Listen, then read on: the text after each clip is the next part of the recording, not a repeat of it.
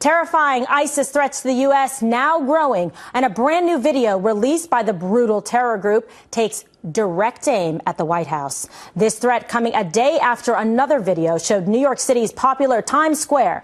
Fox News chief intelligence correspondent Catherine Herridge is live in Washington with the very latest. So, Catherine, what can you tell us about these videos? People want to know at home, should they be concerned, and about the contents? Well, thanks, Kimberly. I've watched this new 6-minute video from ISIS. It's got these two unidentified operatives, and they make specific threats against France as well as the White House.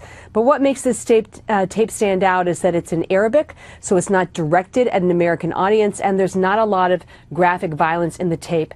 And late today, we heard from the FBI director who said all of these videos we're seeing from ISIS kind of like a pile-on of propaganda. This is not considered credible intelligence or evidence of a threat, just like the video we saw late last night about New York City. It was a recycle of an old tape and was not considered a credible threat against that city. Kimberly. All right, so that's very interesting because people were wondering if it was a fresh threat, but you said it's a recycled tape and more of a propaganda tool and element than an actual credible threat that they'd be concerned about. But nevertheless, rest assured, we're always very vigilant and aware and have great safety and security in New York City and other places in the United States. However, so today there was another significant development because FBI Director James Comey actually specifically addressed this, and he was also accompanied by the U.S. Attorney. Yeah. There was, that's right. Late today, there was some brief statements from the Attorney General as well as the FBI Director to address the ongoing threat environment here in the United States.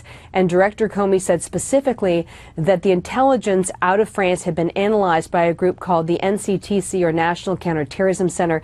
This is the hub for threat analysis that was set up after 9/11, and they had found no credible connections between the attackers in Paris and operatives inside the United States.